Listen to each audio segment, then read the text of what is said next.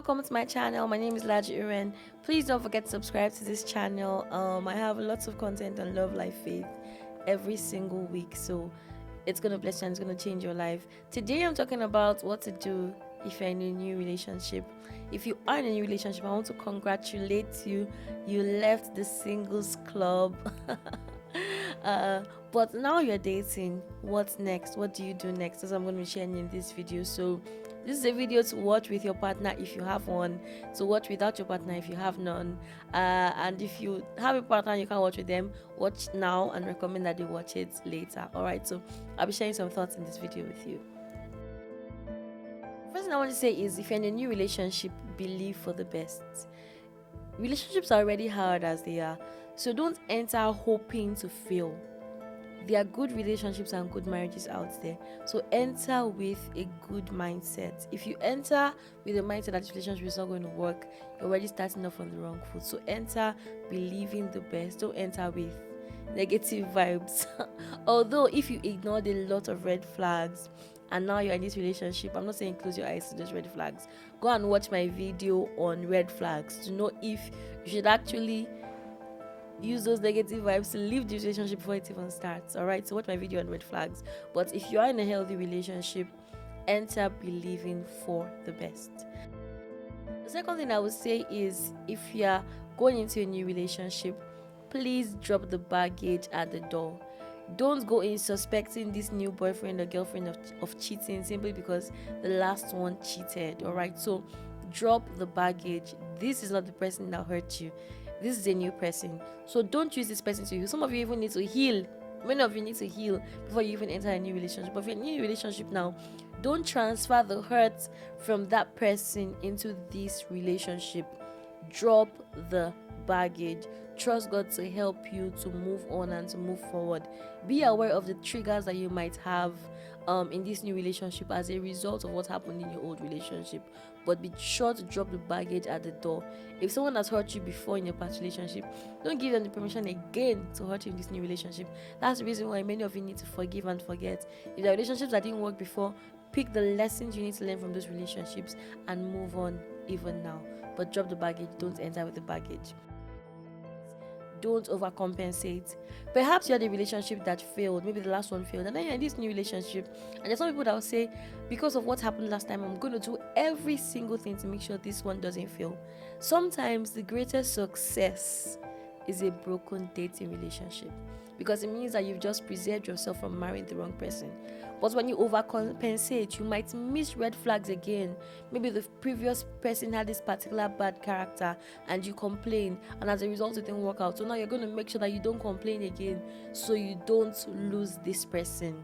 Please hear me and hear me well. Don't overcompensate.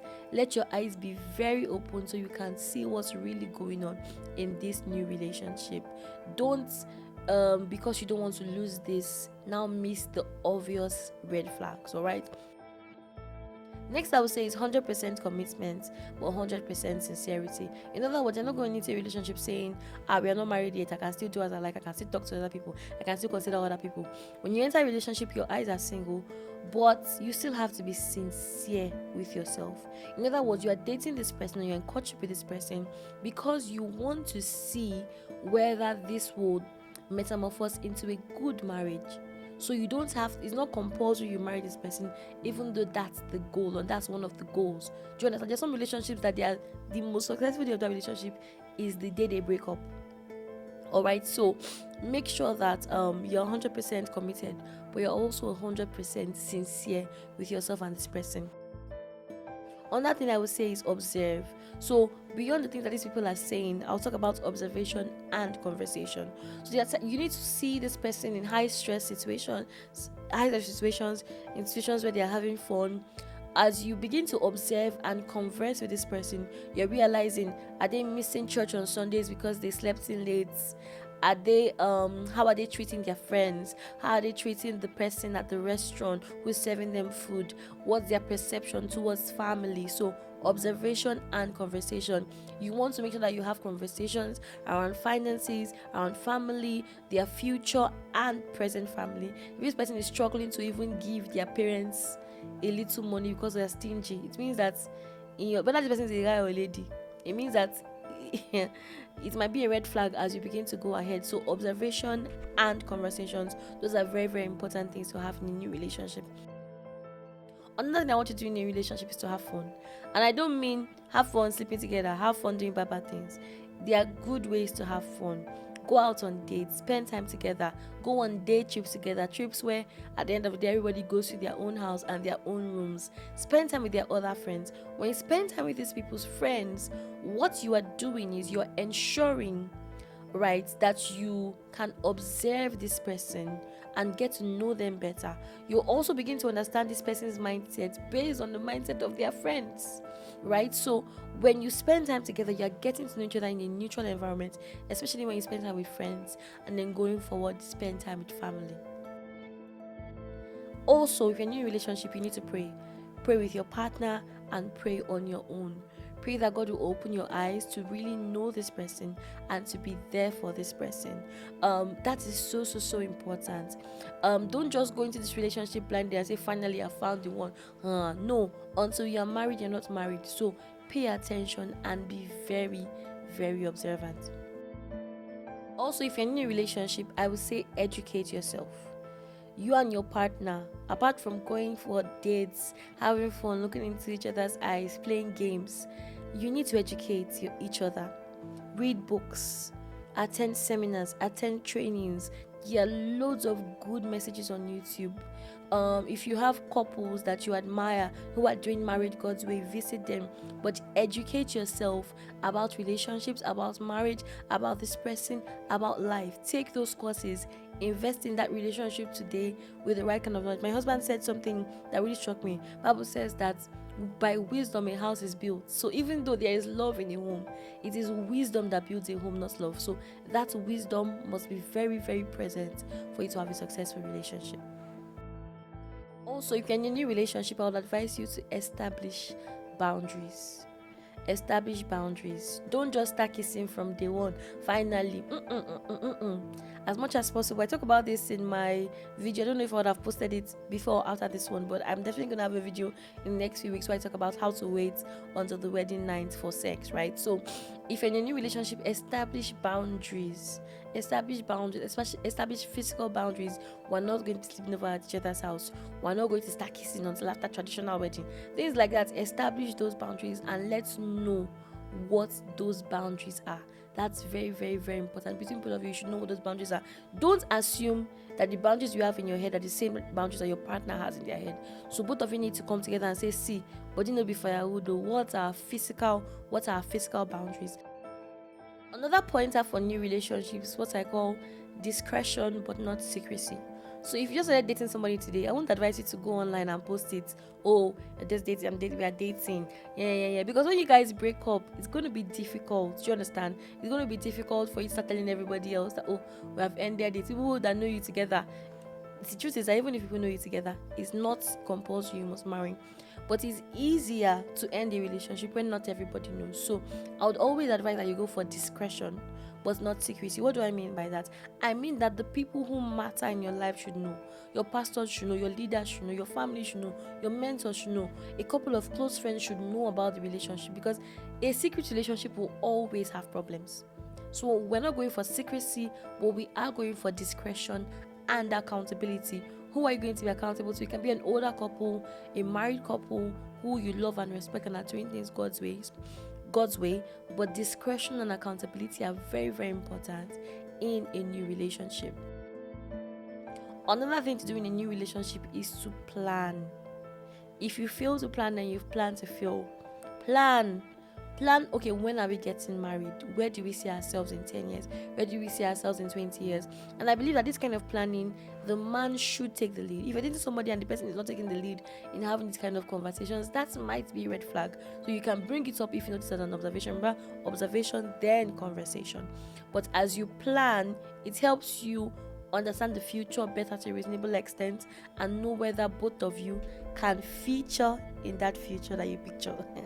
But if that person cannot really picture a future with you, you cannot feature in that picture. Do you understand? So planning together. Planning, it doesn't always have to be long-term plans. Okay, 3 months from now, we both want to get an education, how we do it, what we both want to further in our studies, or we want to travel. So planning together will help you. When you enter a relationship, even though all your plans are not dependent on your partner, if you really care about someone, you want to make sure that they are involved in your plan. Not that this person plans to be in Nigeria all their lives, but you are planning to do masters and not return. So you are japping, but this person is staying here. How is it going to work? So those are conversations to have, which is why, like Pastor Bimbo Better Memorial will always say, courtship is a time for interview, not intercourse. So conversation, not coitus, conversation. All right. If you're in a new relationship, there are some talking points you need to arrive at. Talk about your values.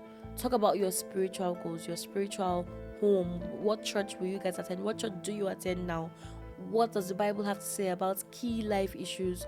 Talk about your family. How do you want to raise your family? Talk about your plans for the future. Bring up scenarios, and then get to know each other. I don't just mean, get to know each other. This is where he likes to be touched. This is how she likes to be held. What makes this person tick? What makes them happy? What makes them sad? All right? Also, if you're in a relationship, support the other person. That's so important. Learning to support your partner if you're in a new relationship. Don't just be in it for you, or what you feel this person brings to the table. You too, what are you bringing to the table? So support and serve. This person should be able to look at their life and say, because of this person, my life is better in XYZ kind of way. So support and serve if you're in a new relationship. If you're in a new relationship, prayer is so important. So you need to take time out to pray. As an individual and as a couple, take out time to pray together and take out time to pray alone for the relationship and for other issues bothering on the relationship. So you're praying for your present, you're praying for the past, you're praying for the future. Alright, you're praying for your partner. So prayer will make things clearer to you. Prayer will keep you strong against temptation. Okay? I know I said drop the baggage, but I want to make this one clear. Say goodbye to your ex. You can't be in a relationship and your ex is your best friend. It's dangerous. So someone is crushing on you and you're in a relationship and you're friends with this person and you're keeping it a secret. Let them know and let them go. If you're in a relationship, let them know and let them go. Stop portraying single. If you don't want to tell people about your relationship, that's your choice if they're not close. But if there are people who are close and whose relationship with you have the capacity to affect your relationship, then please let these people know and let your partner know. So it's been a while since I've been in a new relationship. I started dating my husband in 2011. That's like 12 years ago. So maybe I don't remember all the points. So if you have any other suggestions or ideas, sensible ones or what people can do if you're in a new relationship, please drop in the comment section. And if you have questions or ideas on future videos you'd like me to do, please let me know in the comment section. Thank you for watching. Subscribe. I have loads of videos, past, present, and future. So subscribe to my channel, click the notification button so you know when I have new videos coming up, and don't forget to comment, and of course share this link with your friends. Thanks for watching, and bye. 2 Easters ago, we did what no one has ever done before with the biggest paid virtual cinema for our film, Loving Amanda. You have to come back. This year, we move farther into deeper waters, taking uncharted territories with a story of redemption that will keep you at the edge of your seat. But you can't pay this debt. And that is why Christ died for us. This Easter, make history with us. It's the biggest virtual premiere of the year again. Ding, ding, ding. The hour is here. Last minute.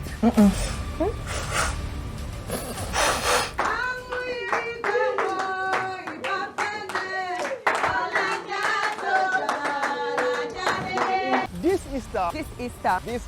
Mistakenly yours. Mistakenly yours. Watch from anywhere in the world. Pre-order tickets from February 1st at mistakenlyyours.com.